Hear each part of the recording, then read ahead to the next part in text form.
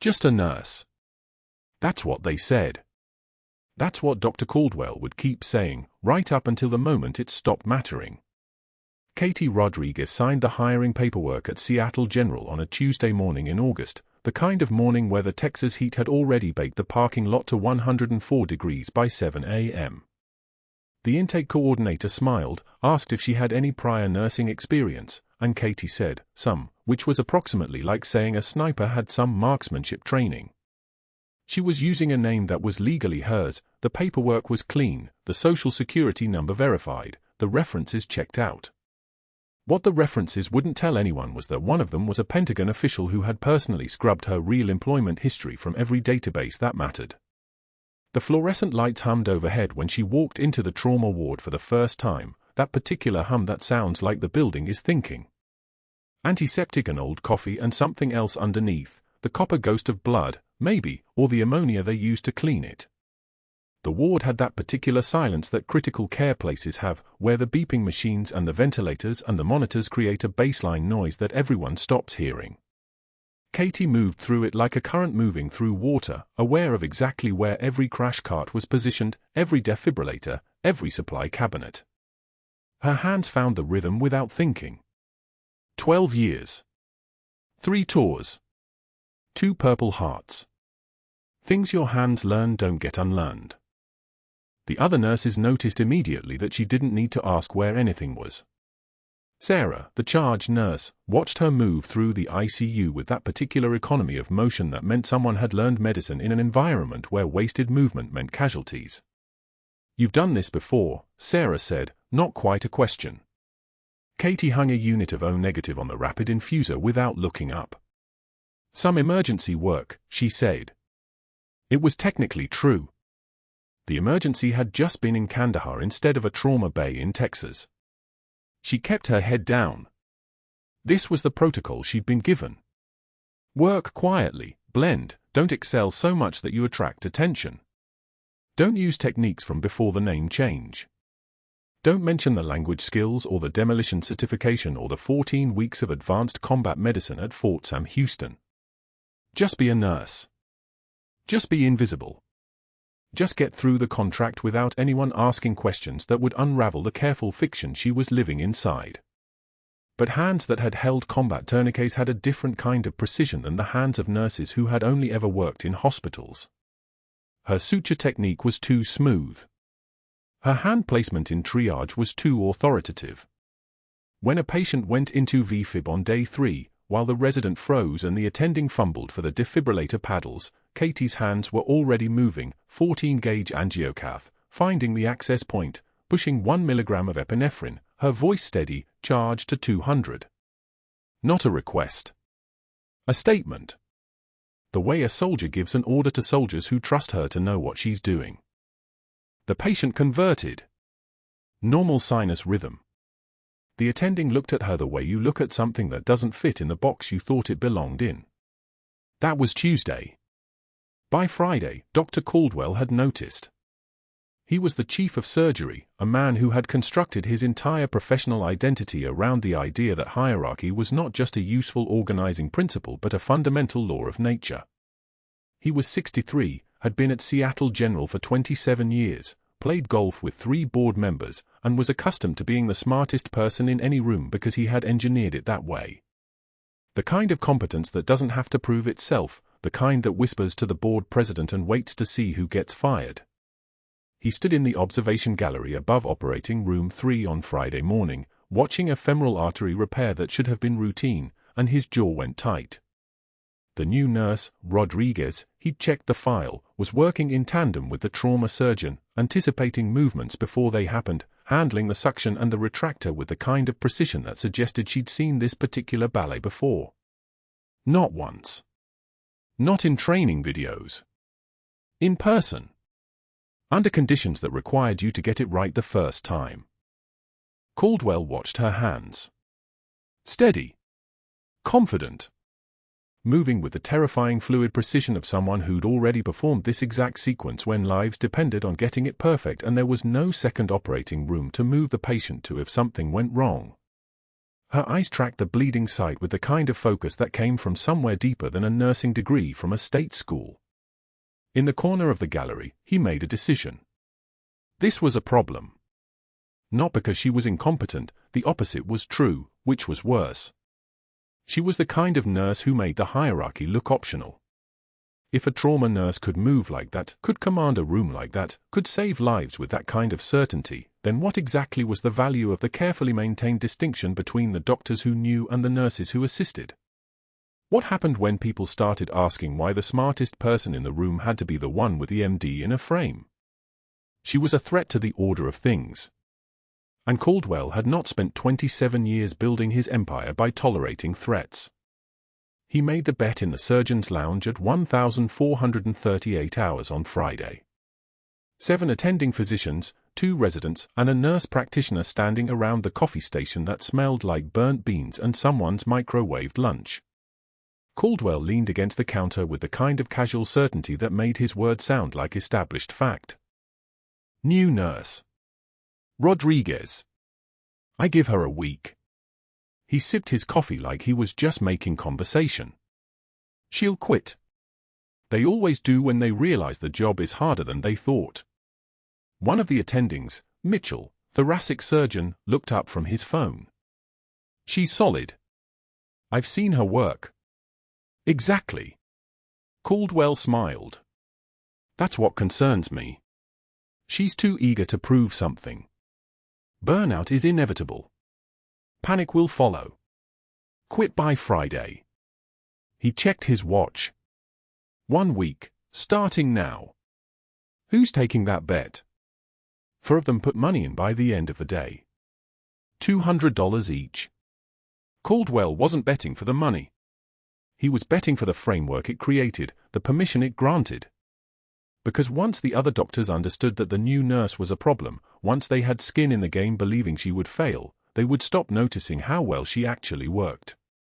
They would start looking for evidence of the narrative instead of evidence of the truth. Katie heard about the bet through Sarah, who'd heard it from Dr. Patterson's resident, who'd heard it from someone in the lounge. She was restocking the crash cart when Sarah told her, hanging fresh medications in the compartments with the same meticulous attention she gave to everything else. Sarah was apologetic, nervous, the way people are when they're about to deliver bad news about someone else. Caldwell saying you'll quit by Friday. There's money on it. I'm sorry. That's a garbage move. Katie's hands didn't pause. The vial of atropine went into its slot. The syringe of succinylcholine went into its slot. Her jaw did clench, though, a small tightening you'd miss if you weren't paying attention. But you'd only miss it if you weren't looking for what happens when a woman who has spent 12 years keeping her expression neutral is told that someone is betting against her survival. Thank you, Katie said, and her voice was the same steady register it always was. For telling me. She didn't say anything else about it. She came in at 06 for 5 the next morning, the way she did every morning. She worked the trauma rotation. She stayed late. She caught the hemorrhage that the resident missed on the post-op check. She talked another patient down from a panic attack at 2,143 hours by sitting on the edge of the bed and doing something with her breathing, in for 4, hold for 4, out for 4, that seemed to calm the chaos in someone else's nervous system through some mechanism that didn't require a prescription. The bet was already looking bad for Caldwell by Wednesday. By Thursday it was clear he'd miscalculated. But Katie didn't know that yet. What she knew was that she was being watched more closely now, that the waiting had started, that someone very powerful was invested in the idea that she would break. She knew, in the way that soldiers know these things, that the real test hadn't started yet. That Caldwell was still circling, still deciding how much pressure to apply. She pulled the tarnished challenge coin from the inside pocket of her locker during her lunch break on Thursday, the one that had lived in her pocket during 2 deployments and carried the weight of decisions made in buildings that didn't officially exist. The coin was from Forward Operating Base Tikrit, stamped with the insignia of the 75th Ranger Regiment. She'd carried it through firefights and bureaucratic hearings, and the day they told her she had to disappear, had to stop being who she was, had to become someone else so completely that even the military records would say she was dead. She pressed it into her palm. Let the edges bite a little. Remind her that she'd survived worse than a surgeon's bet. Remind her that keeping her head down was still survival. She slipped it back into her pocket and went back to work. The real trouble would come later. This was just the opening move. This was Caldwell testing the edges of what he could do, what the other doctors would tolerate, whether she would crack. Katie had learned a long time ago that surviving wasn't about not having pressure applied. It was about understanding that the pressure was coming and deciding in advance what version of yourself would still be standing when it was over. The first week at Seattle General taught Katie Rodriguez what she already knew from 3 deployments: survive by becoming invisible. Keep your hands steady. Keep your mouth shut. Keep your eyes on the work, not on the people watching you fail. She moved through the trauma unit like someone who had learned long ago that attention was a weapon pointed at you by people who wanted to see you break. The tarnished challenge coin stayed in her scrub pocket, pressed against her ribs like a second heartbeat, the only thing in this hospital that knew who she actually was. The cafeteria smelled like burnt coffee and whatever industrial cleaner the maintenance crew used at dawn. Katie had timed her lunch for 11:41 a.m., when most of the surgical staff would be in the OR and the room would be half empty. She carried her tray with both hands, the practiced balance of someone who'd learned to move through chaos without spilling anything. Turkey sandwich. Black coffee. A protein bar she'd hidden in her pocket before shift. Nothing that mattered. Nothing she couldn't afford to lose. Dr. Caldwell sat at the far table with 2 residents, the kind of young doctors who laughed at his jokes a half-second too late and sat straighter whenever he glanced their way. He was talking about something, his voice carrying the particular cadence of a man accustomed to being listened to. His suit cost more than Katie made in a month.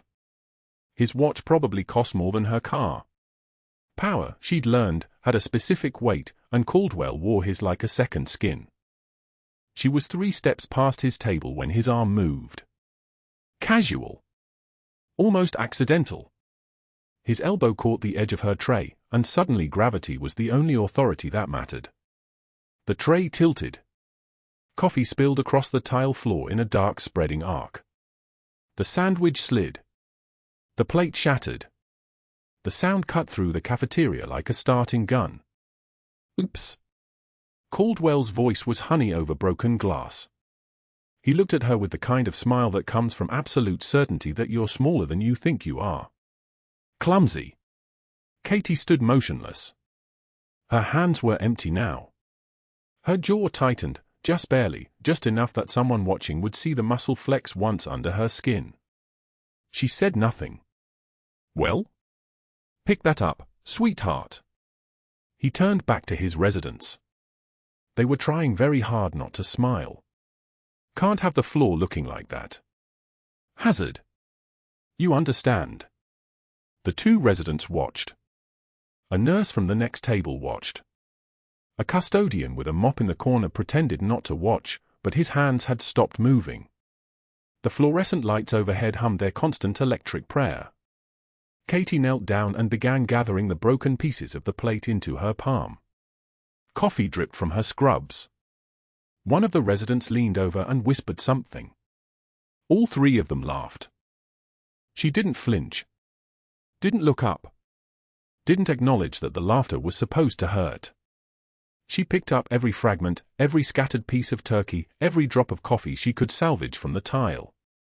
Her hands moved with the precision of someone who'd done harder things in darker places. Who had held wounds together.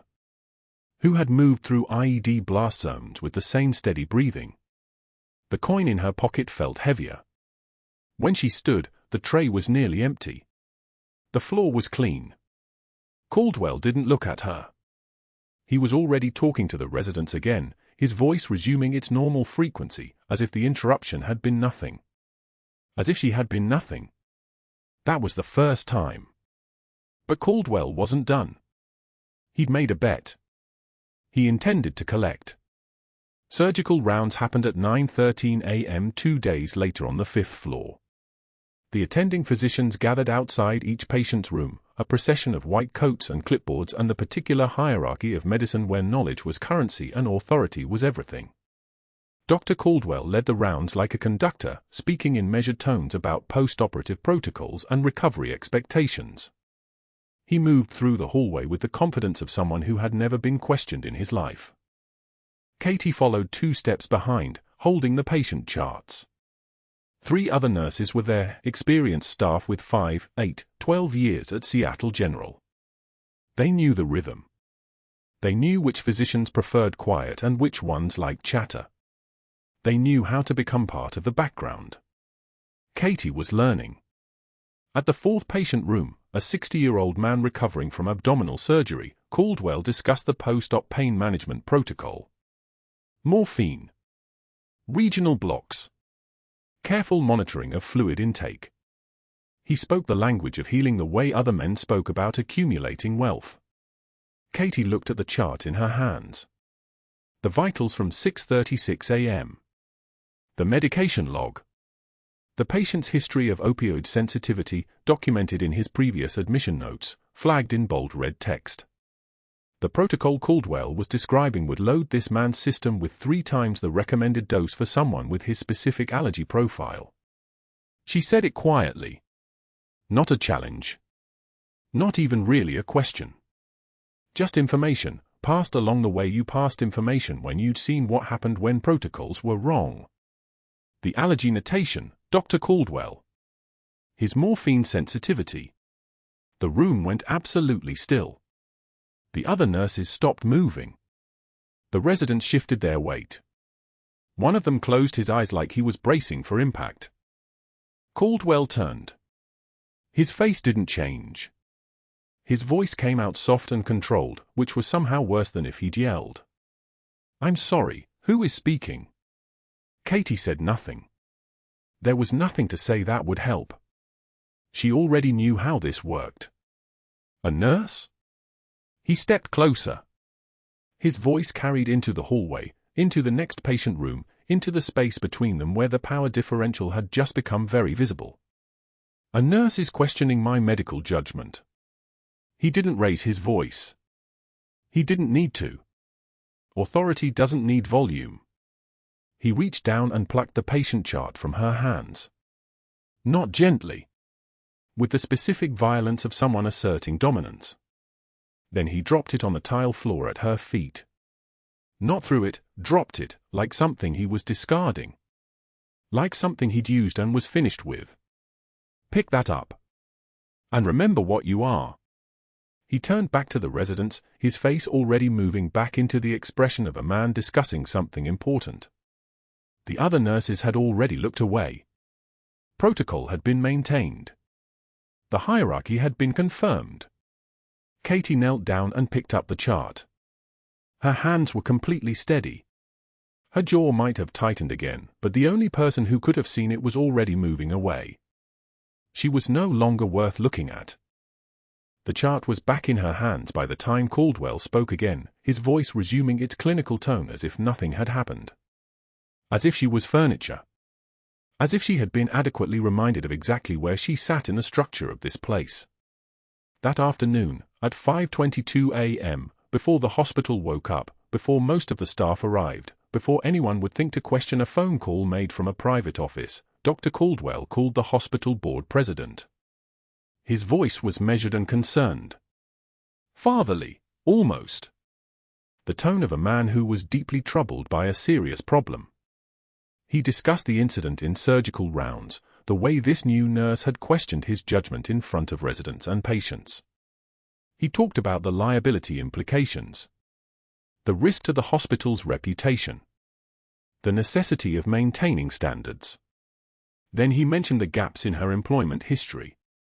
Just gaps, nothing specific. But gaps that maybe warranted some attention.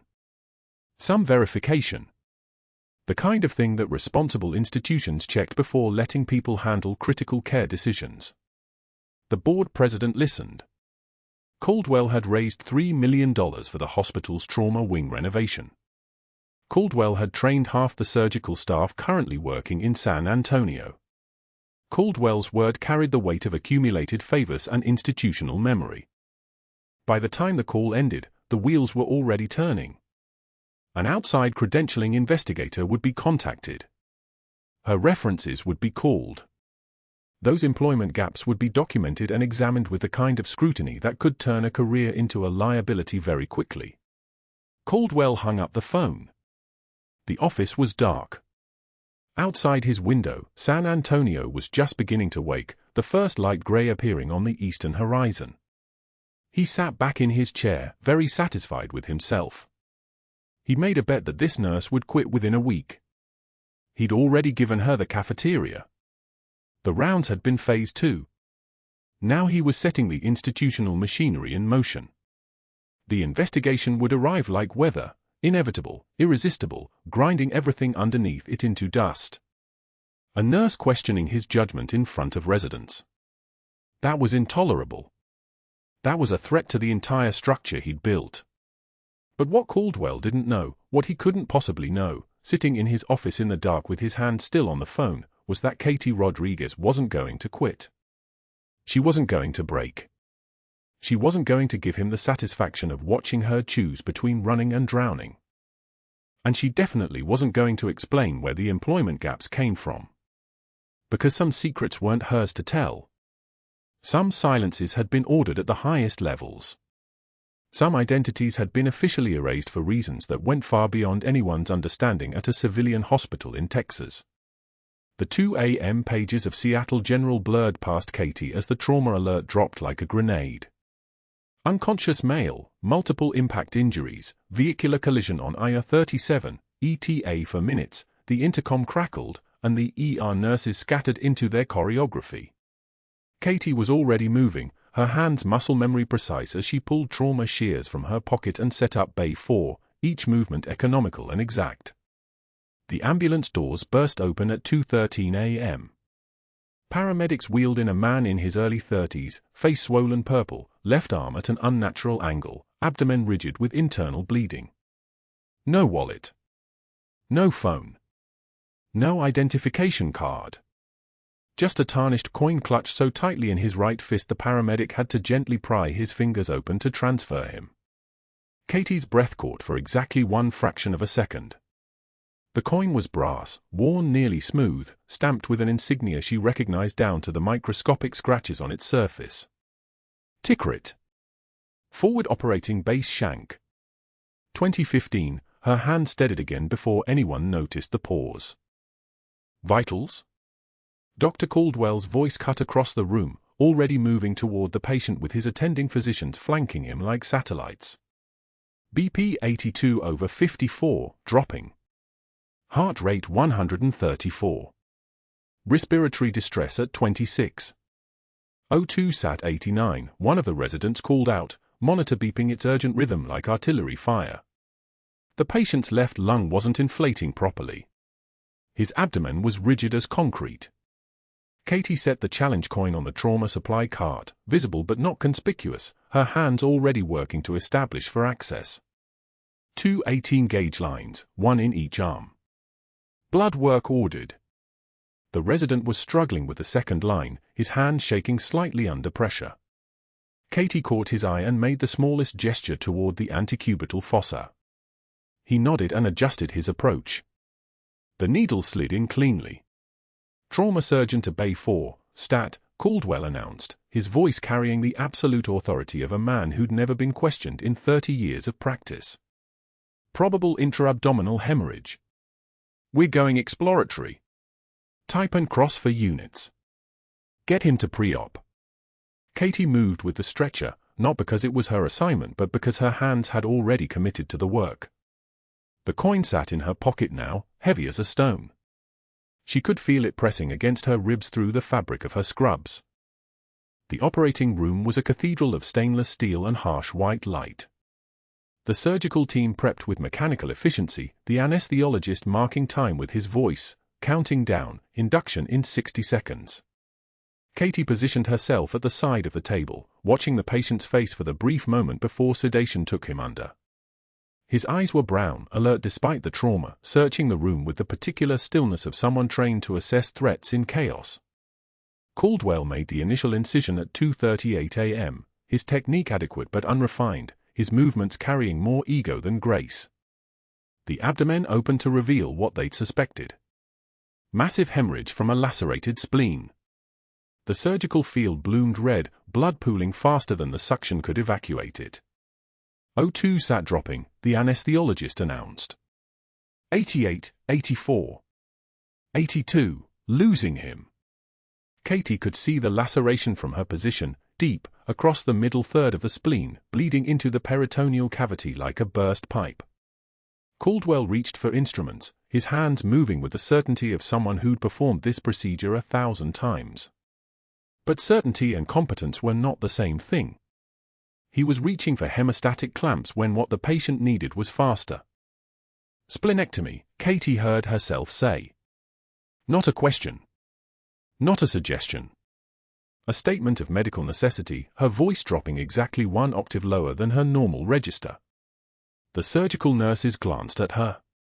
Caldwell's hands paused for a microsecond, enough time for Katie to see him process being contradicted by a nurse, and enough time for him to dismiss it. "I've got this," he said flatly. "We can salvage the spleen." They couldn't. The laceration was too extensive. The bleeding was too fast. Katie watched the O2 numbers climb downward like a countdown timer.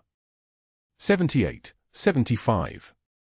72. The patient's body was shutting down, exsanguinating in front of them while Caldwell attempted maneuvers that belonged to a teaching hospital with unlimited time, not a trauma bay at 2:43 a.m. The patient's eyes snapped open. The anesthesia should have held him completely unconscious, but trauma and blood loss had pulled him partially back to consciousness, that strange state between sedation and clarity where the body rebels against the drugs trying to suppress it.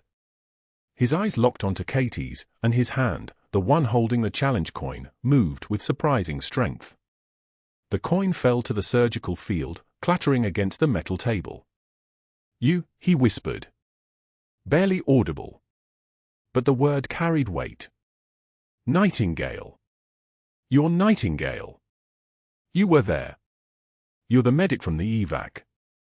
The room contracted. Every neural pathway in Katie's brain fired simultaneously, pulling forward a memory she'd spent 7 years trying to bury in classified archives and deliberate amnesia. Tikrit.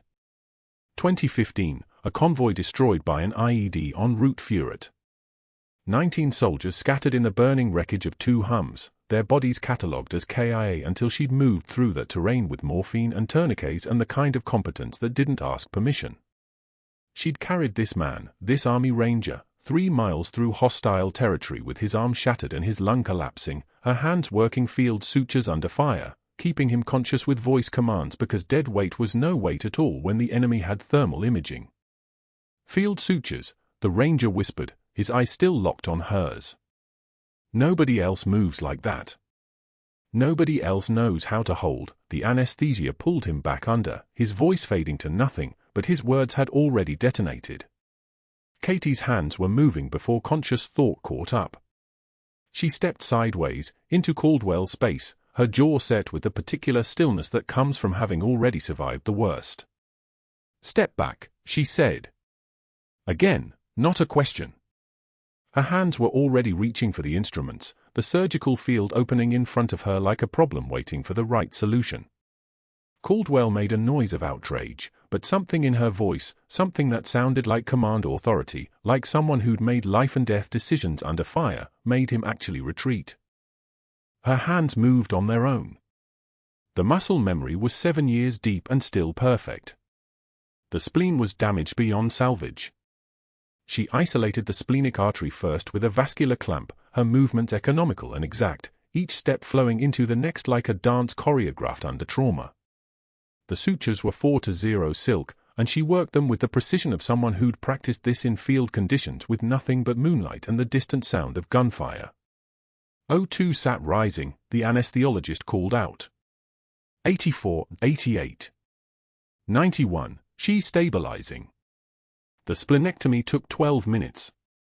Caldwell stood at the back of the room, his hands at his sides, watching a nurse perform a surgical procedure with the competence of someone wearing captain's bars. The other residents watched. The nursing staff watched. Even the anesthesiologist had stopped his routine announcements to simply observe Katie's hands moving through the field with terrible, beautiful precision. "Tying off," Katie said, and the sutures closed the bleeding vessels one by one. The surgical field began to slow, the hemorrhage dropping from torrential to manageable. Irrigation. "Let's get him packed and closed." At 2:51 a.m., the patient was stable. Barely, but stable. His O2 saturation had climbed to 92%, his blood pressure had stabilized at 94/58, his heart rate had dropped from the dangerous 160s down to 118. He was going to live. He was going to live because Katie had moved, because her hands remembered Tikrit, because the training you received under fire never actually left your body no matter how hard you tried to erase it. Caldwell left the operating room without a word. Katie finished the closure with mechanical precision, her mind already several hours ahead, already calculating the political cost of what had just happened in this room. She'd taken command. She'd countermanded his decision. She'd performed a surgical procedure that belonged in the operating room of a teaching hospital, not in the hands of a trauma nurse. She'd revealed herself, and now everyone in Seattle General knew that whoever she wasn't just a nurse. The challenge coin sat on the surgical supply tray, blood-spotted and waiting. Katie placed it carefully into a specimen bag with the patient's other personal effects, her hand steady as ice water. The ranger would wake up eventually. He would recognize her name, or lack thereof. He would understand that she shouldn't exist, that asking questions about Master Chief Petty Officer Catherine Rodriguez was the fastest way to receive a visit from people who didn't work for civilian hospitals. But that wasn't the worst part. The worst part was that Dr. Caldwell had now seen what she was capable of. And in an institution built on hierarchy and power, he would view that capability as an existential threat. By 4 a.m., as Katie stood in the dimly lit ICU outside the ranger's recovery room, she could feel the machinery of institutional retaliation beginning to move. Caldwell would make calls. Caldwell would ask questions about her employment history, about those gaps in her record, about the inconsistencies in her references. And unlike the surgical sutures Katie had just tied, there would be no way to control the bleeding from the wounds that investigation would open. The monitor inside the patient's room beeped steadily, sinus rhythm, his body healing itself one heartbeat at a time. Katie touched the specimen bag holding the tarnished coin. Somewhere in the administrative corridors of Seattle General, Dr. Caldwell was already reaching for his phone. The monitor flatlined at 2:06 a.m. Katie was in the staff break room when the overhead crackled. Code blue, ICU Bay 7. The Ranger. Her hands were steady as she set down her coffee and moved toward the door, but something in her chest tightened. The cardiac tamponade wasn't supposed to recur. Not after the splenectomy repair. Not this fast. By the time she reached the ICU, the room was controlled chaos. 2 residents stood frozen around the bed, watching the rhythm strip trace a flat line across the monitor. The nurses were calling for Dr. Caldwell. Again. The page operator had tried reaching him 4 times in the last 6 minutes. No answer. No return call. The ranger's blood pressure was 48/32 and dropping, his oxygen saturation cascading downward like a stone through water. Katie's eyes caught the chest X-ray on the monitor. Fluid. Dark fluid pooling around the heart again, compressing it. The needle she'd placed during surgery had worked for exactly 18 hours. Now the bleeding had resumed, and every second they waited was a second the ranger's heart pumped against a chest full of pressure that wouldn't relent. "Where's Caldwell?" one of the residents asked, voice cracking. Katie didn't answer. Her scrubs were already moving. The resident blinked. "We need to call the attending." Protocol says the patient dies while we make phone calls," Katie said quietly. Her voice carried the kind of flat certainty that made the younger doctor step back. "Get me a 20-gauge angiocath needle, 1 liter normal saline, and a sterile tray. Now." The ICU nurse, Martinez, a woman with 8 years of experience, didn't hesitate. She was already moving. That was the thing about people who actually knew how to work in a crisis. They recognized competence when it moved into the room. They didn't wait for permission. Katie's hands worked on their own. Muscle memory. The anatomy was carved into her bone. The landmark was the fifth intercostal space, just below the xiphoid process, at a 45-degree angle. She'd done this in a forward surgical team in Tikrit with 3 rounds incoming and a Marine bleeding out on the stretcher. She'd done it in a Black Hawk helicopter over the Hindu Kush with a SAR medic on the radio calling out vitals every 10 seconds. She'd done it in the dark with a red penlight and shaking fingers because the patient couldn't die. Not that patient. Never that patient. The needle went in. Clean. No hesitation. The hiss of air escaping from the pericardial sac sounded like a held breath finally released. The monitor chimed once. Twice. The rhythm came back, sinus rhythm. Real rhythm. Perfusing rhythm. Not the electrical ghost of a heartbeat, but the actual mechanical squeeze that pushed blood into a living body. O2 sac climbing, Martinez reported. 84, 87. 92. Blood pressure, Katie said. 64/38. Coming up. 71/42. The ranger's color changed in seconds. From the gray-white of a dying man to the pink flush of someone whose tissues were actually receiving blood again. His eyes fluttered.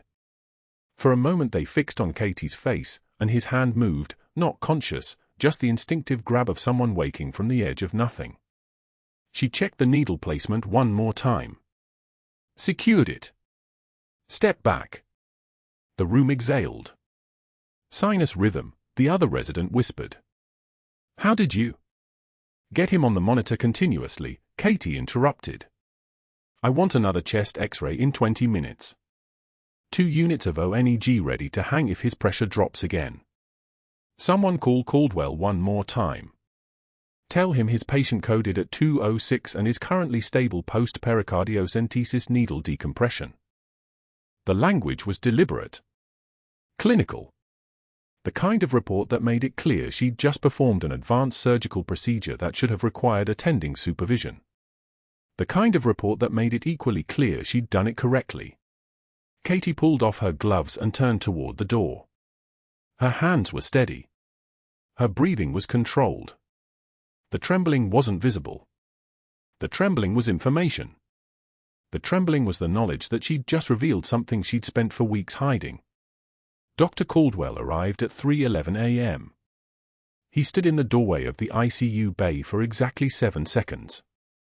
His eyes moved from the ranger, who was now conscious, stable, color returning, to the cardiac monitor with its reassuring rhythm, to Katie, who was updating the chart as if she'd just documented a routine vitals check. His face drained.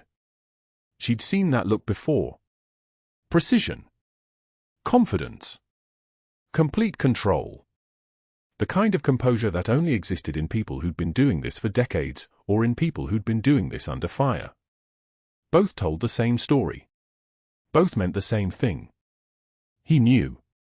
Rodriguez, he said. His voice carried a different tone now. Not condescending. Not dismissive. Something closer to threat assessment. My office. Tomorrow.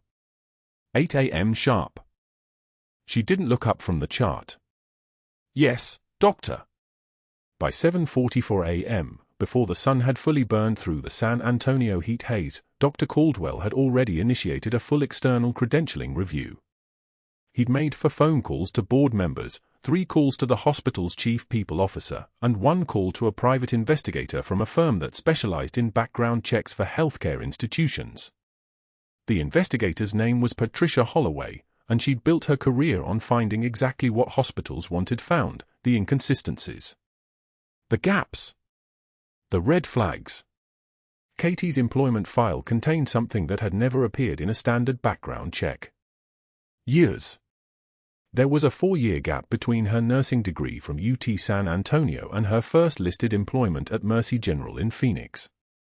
For years that simply didn't exist in the official record. No work history. No gap year explanation. No medical school or graduate program. Just 4 years of absolute silence. By 11:33 a.m., Holloway was already in Caldwell's office with a physical file. Katie's file. There's definitely something here, Holloway said, spreading papers across the mahogany desk.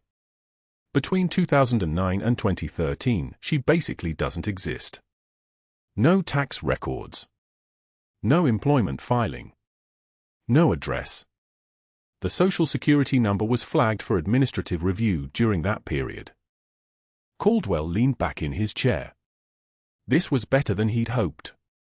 This was the kind of gap that never had a simple explanation. This was the kind of gap that meant someone was hiding something. And if they were hiding something, they couldn't be trusted. Couldn't be credible. Couldn't be allowed to continue practicing in an institution that bore his name and reflected his standards. Bring her in, he said. Today. I want answers about that gap, and I want them documented. Katie was called to the HR office at 1:22 p.m. She sat across from Caldwell and a woman she'd never seen before, Holloway, professional and cold, a recorder between them on the table. The questions came in a specific order. Where were you from 2009 to 2013? What organization employed you? What was your title? Why are there no employment records? Why are there no tax filings? Why would a nursing professional simply vanish from all official documentation? Katie's answers were short. Careful. I'm not at liberty to discuss that period. Not at liberty, Caldwell repeated. That's an unusual way to phrase employment history. It's the only way I can phrase it. Holloway wrote something down. Were you involved in any activities that required federal classification or clearance? Katie didn't answer. That silence is very informative, Holloway said. She opened a folder. Inside were printouts of Katie's military medical discharge papers, unsigned, incomplete, classified. Your medical records from that period are redacted at the federal level. All of them. Every single document has a Department of Defense seal. Caldwell's eyes narrowed. He understood now. Truly understood. This wasn't about a dishonest employee. This was about a threat to his institutional authority. A person who had government connections, federal clearance, access to classified information. A person whose presence in his hospital suddenly meant something he couldn't control. He leaned forward. Ms. Rodriguez, I'm recommending your immediate suspension pending a full credentialing review. It wasn't a request. It was a command. You will surrender your hospital badge, your credentials, and your access to all systems, effective immediately. You are not to enter this facility except to clear your locker. Human Resources will contact you within 5 business days with the results of our investigation. Katie stood. Her movements were controlled. Each motion deliberate. She unbuttoned her hospital badge, the photo showing a nurse she'd constructed over 4 weeks, the name a civilian name, the credentials a lie of omission, and placed it on the table between them. Understood, she said. She walked out of the office at 1:13 p.m. The locker room was empty. Katie moved through it like she was navigating a minefield, each step precise, aware. Her civilian clothes hung on the hook exactly as she'd left them. Her personal items, a photograph she never should have brought, a running watch, a half-empty tube of sunscreen, fit in a cardboard box from the supply closet. At the bottom, wrapped in a towel, was the challenge coin. The Ranger's challenge coin. Tarnished silver, worn smooth by hands that had gripped it during evacuation under fire, etched with the insignia of the 75th Ranger Regiment and a date Katie would never forget. She held it for a moment. 6 seconds. 7. Her fingers traced the edge of the emblem, the scrolled Ranger tab, the number 75, the year 2009 stamped into metal that had outlasted everything else. The careers. The names. The woman who used to answer to a call sign. The coin almost slipped from her fingers. For a moment she considered dropping it. Leaving it there in the locker. Just walking away and letting someone else find it, wonder about it, throw it into a donation bin. But soldiers don't abandon their symbols. She wrapped it back in the towel, placed it in the box, sealed the top with tape from the supply cart, and for the first time since Caldwell had called her into that office, her hand shook. Just slightly. Just enough to know it was happening. The parking garage was empty at 4:13 p.m. Katie sat in her car, a grey 2011 Honda Civic, nothing memorable, nothing traceable, with the engine off and her head on the steering wheel. The cardboard box sat on the passenger seat. Through the windshield, the concrete ceiling of the garage pressed down like the inside of a bunker. No light. Just the fluorescent panels buzzing overhead and the distant sound of elevator machinery. She'd been fired. Not fired. Suspended. Pending investigation. But the outcome was already written. There was no employment history from those 4 years because those 4 years had been official erasure. She was supposed to stay disappeared. She was supposed to never surface. That was the bargain when they'd pulled her out of Tikrit in the middle of the night and told her that her old name was now classified, her unit was now classified, her entire existence during that period was now classified and would remain so for at least the next 18 years, possibly forever. Take a new life, they told her. Get your nursing degree. Get licensed. Rebuild yourself. But stay invisible. Stay quiet. Never speak about Tikrit. Never mention your service. Just disappear. And she had. For 7 years she'd been invisible. A good nurse. A competent professional. A woman no one noticed, which was exactly how it was supposed to work. But she'd watched a man code. She'd watched him come back from nothing because she could place a needle in a chest cavity with the kind of precision that only came from doing it in a war zone. And in saving his life, she'd revealed everything she'd spent 7 years hiding. The rain started at 4:38 p.m. It came down in sheets, hammering the windshield, pounding the roof of the parking garage like applause for a performance nobody wanted to give. Katie watched the water stream down the glass, fractioning the world outside into abstract shapes. Her wallet was on the seat next to the box, $2.47 in cash, a credit card with a balance that would max out in 3 days if she didn't find work, her driver's license showing a name that was now meaningless. She pulled the towel-wrapped coin from the box. The weight of it was steady in her palm. Metal and memory.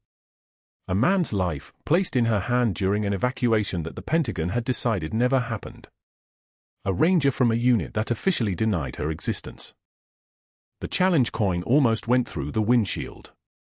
She wound up. Her shoulder tensed. For 3 seconds, she considered it. Just throwing it away. Just letting it land in the rain, let some parking attendant find it and wonder what it meant. Then she heard it. Distant. Growing closer. The rhythmic pulse of helicopter rotors, approaching from the south, moving with purpose. 2 blades beating the air in that specific cadence that meant military. Not civilian. Not medical transport. Military. Katie's hand stilled. The coin rested against her palm as the sound grew louder. She raised her head from the steering wheel. The rotor wash, when it hit the parking garage, shook the concrete structure itself. The rotor wash shook the parking garage like artillery rolling across concrete. Katie kept her head pressed against the steering wheel, engine dead, hands gripping nothing. The challenge coin sat heavy in her scrub pocket, warm from her body, cold against her thigh. 7 years of being nobody, and in 24 hours she had become a liability to a hospital that had just fired her for existing. The sound grew louder. Helicopter rotors splitting the dawn air. She didn't lift her head. Didn't move. Some part of her recognized the rhythm, UH-60M Black Hawk, probably 160th saw, the way the blades beat with mechanical precision. But that part of her was supposed to be dead. Master Chief Petty Officer Catherine Rodriguez had been buried in Tikrit 7 years ago. Officially erased. Ordered to disappear after the operation went sideways, after the classified evacuation turned into a ghost story that nobody was allowed to tell. She had followed orders. She had become Katie. Just a nurse. Just someone who showed up, did the work, asked for nothing, and took every insult Dr. Caldwell could manufacture without flinching. And it hadn't been enough. The rotors dropped lower, closer. The parking garage lights flickered. Whatever was coming, it was too late. Katie Rodriguez had lost the only cover she'd ever had. By tonight, every administrator at Seattle General would know she was a security risk. By next week, she'd be looking for work in a city where nobody hired people with 4-year employment gaps and references that didn't exist. She reached into her pocket. The challenge coin sat in her palm, oxidized silver, the 75th Ranger insignia worn smooth by 9 years of carrying it. The Ranger in Bay 3 had held this same coin. Had called her Nightingale Actual with his eyes half closed and morphine in his veins. Had recognized her hands moving through a field suture technique like muscle memory waking up after a long sleep. The rotor wash hit the concrete again. Dust rose in the headlights of waiting cars. Katie closed her eyes. She didn't hear the footsteps coming. Didn't hear the steel-toed boots on the concrete or the radio traffic crackling between the operators. By the time she opened her eyes, 2 figures in BDUs were already flanking her vehicle. Not SWAT. Not hospital security. The patches on their left shoulders read 160th Special Operations Aviation Regiment, and the way they moved suggested they'd done this before. The rear window tapped. Soft. Professional. Not a request. Katie opened the car door. The morning air hit different, colder than it should have been for San Antonio, carrying the metallic taste of helicopter fuel. One of the operators spoke into his radio, and the rotor wash softened to a steady throb. Both men kept their hands visible, their eyes respectful in a way she hadn't seen directed at her in 7 years. Master Chief, the taller one said. Not a question. We have authority to retrieve you. Pentagon authorization is current. Your status has been updated as of 0200 hours. Katie stood. The challenge coin was still in her hand. She didn't remember taking it out of her pocket. Updated how, she said. You're no longer classified deceased. Your record has been unsealed. There's a briefing at 0600. He paused. And there's something you need to see first. The hospital. They didn't wait for her to ask questions. 30 seconds later, Katie was walking through the hospital entrance with 2 160th operators flanking her like she was a general instead of a suspended nurse with a duffel bag and a parking garage car she'd never start again. The lobby of Seattle General had transformed overnight. Every television screen, the ones that usually played weather and hospital announcements, now broadcast a breaking news segment from the Pentagon. The timestamp read 5:13 a.m. The crawl at the bottom of the screen showed her military photograph. Not the one from her personnel file. The one from her service record. The one that was supposed to be classified. Pentagon investigation locates missing decorated combat medic, the anchor read. Master Chief Petty Officer Catherine Rodriguez, believed killed in action 7 years ago in Tikrit, has been located alive and serving as a civilian nurse in San Antonio, Texas. Her medical credentials and surgical expertise have saved an estimated 847 lives since her disappearance was officially reclassified. The photograph on screen was from 2017. Katie in dress whites. Katie's actual face. Katie's actual name running in white text across a breaking news banner. Staff stopped moving. A custodian froze mid-push on a supply cart. 2 residents stared at the television like it was displaying a contradiction in basic physics. The elevator doors opened. Dr. Caldwell stepped out, his eyes on his phone. He didn't see the television. Didn't see the 160th operators. Didn't see Katie until he was already past her, and even then he only registered her presence with the distracted contempt of someone checking a subordinate's schedule. Rodriguez, he said, not looking up. You're not authorized to be in this. A call button lit up on the 3rd floor. The Ranger's room. A nurse picked up the intercom at the station. The ranger's voice came through, weak but steady. "I need to see the surgeon." "The female surgeon." "Nightingale Actual. Tell her Major Holloway is requesting her presence." The room went dead silent. Caldwell's face drained. Not slowly. All at once, like someone had opened a valve. His phone fell to his side. "That's not," he said. His voice had lost its weight. His not clearance to, "That's not even his real." "Master Chief." The veteran security guard had appeared at the station, the kind of man whose uniform said corporate safety but whose bearing said special forces. His eyes found Katie's, and when he recognized her, something passed across his face that looked like witnessing a religion he'd forgotten he believed in. "Master Chief Petty Officer Rodriguez." "It's an honor." The words carried down the corridor like a bell chiming in a cathedral. 3 floors above them, every nurse on the ICU unit heard it.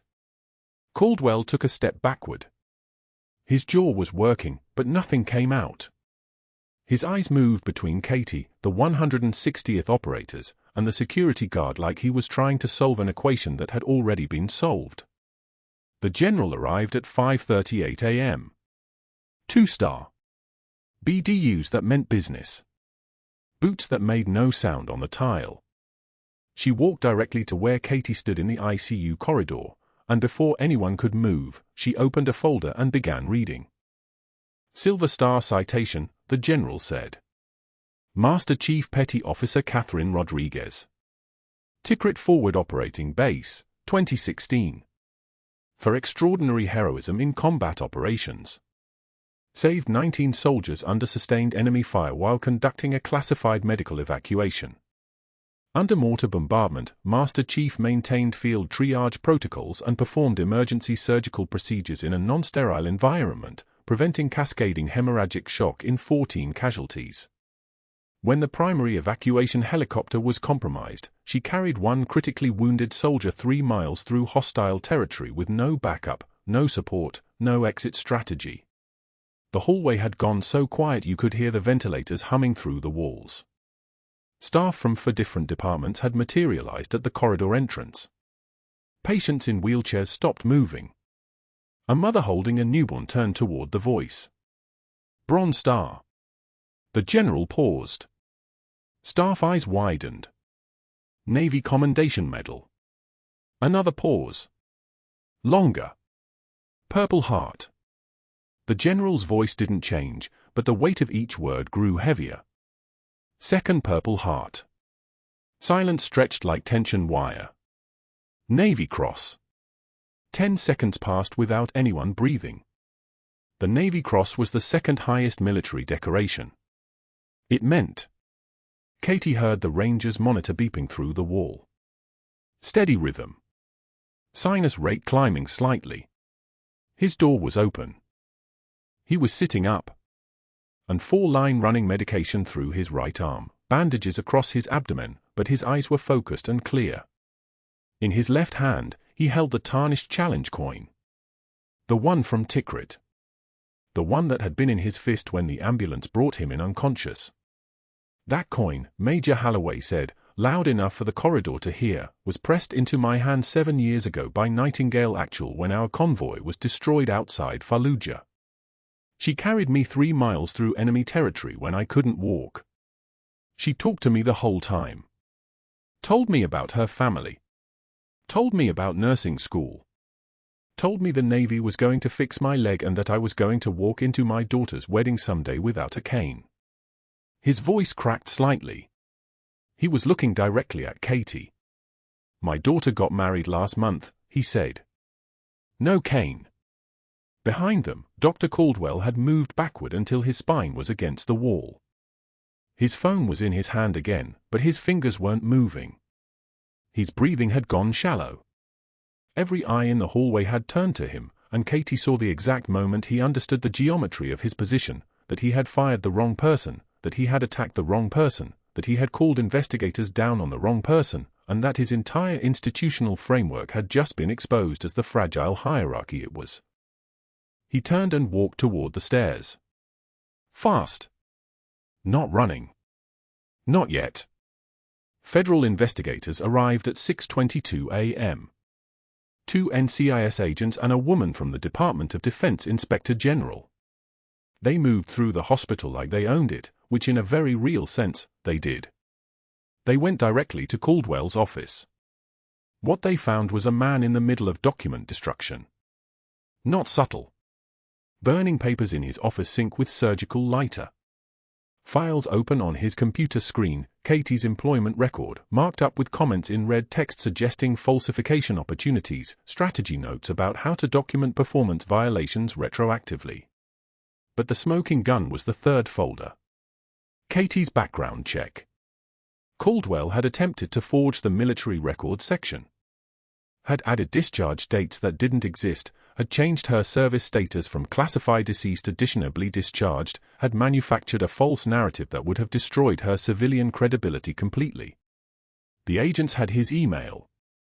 The email where he'd requested that an outside credentialing investigator pay special attention to the employment gaps and recommend immediate termination based on security concerns, which I have documented. The NCIS agent read him his rights in the hallway where 15 people were watching. Dr. Caldwell's hands were shaking, actually trembling, as the second agent placed the handcuffs. His jaw was clenched so tight his face looked like it might collapse inward. He kept saying, "I was protecting the hospital," which wasn't a legal argument and wasn't going to help. The perp walk took 30 seconds. Down the main corridor. Past the staff who had stood silent in the ICU. Past the patients who recognized the uniform on the agents. Past the security guard who made eye contact with Caldwell and then deliberately looked away, which was a kind of contempt that went deeper than anger. The charges came through before lunch. Wire fraud for attempting to forge federal employment records. Obstruction of justice for interfering with a military credentialing investigation. Attempted defamation. His medical license was suspended pending a formal review, which everyone understood meant it was already gone. By that evening, Dr. Caldwell had lawyered up. By the next morning, he'd resigned from Seattle General.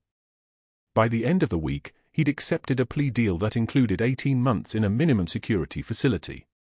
But that was epilogue. What mattered was what happened in the hours after. The hospital board met in emergency session. The chief of staff apologized to Katie in writing. The CEO personally oversaw the creation of a veterans medicine wing. Every dollar that had been earmarked for Caldwell's year-end bonus was redirected to free trauma care for military veterans. They offered Katie the position of chief of trauma surgery. She turned it down. "I want to stay in the trenches," she said. "The patients need someone who's been where they've been. I'm not management material." So instead, she walked back onto the trauma unit. Not suspended. Not questioned. Not diminished. She scrubbed in for a compound fracture repair at 7:09 a.m. on a Tuesday morning, and every nurse and resident who had watched her career nearly destroy her made room for her at the sterile field like she was the most dangerous person in the building, which she was, though not in the way Caldwell had feared.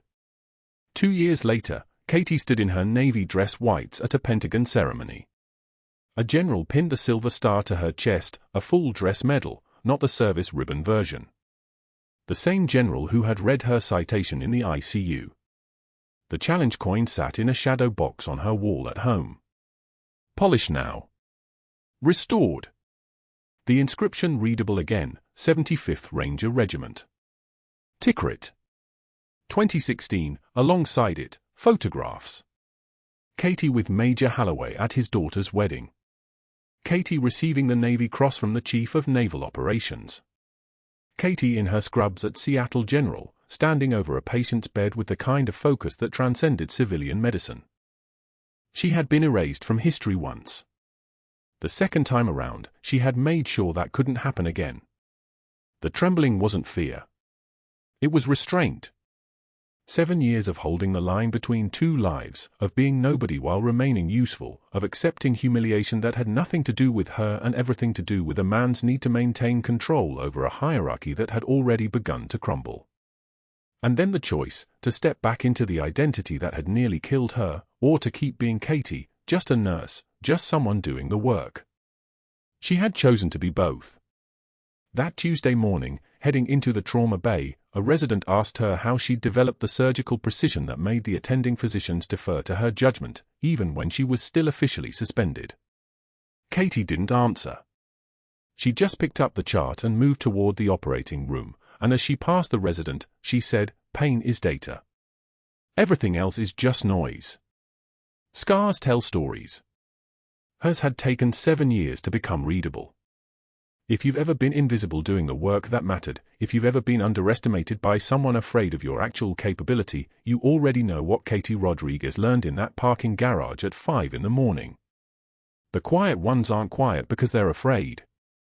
They're quiet because they've already calculated the cost of being loud, and they've decided the work matters more than the recognition. What would you do if the person you were hiding from showed up asking for your help? Would you walk away? Or would you prove what you'd always known, that true class is what you do when the lights go out? Subscribe. Like. Comment. And if you know someone carrying a secret identity, someone doing the work nobody acknowledges, tell them their value isn't measured in the titles they're allowed to claim. Sometimes the most powerful people in the room are the ones nobody's looking at.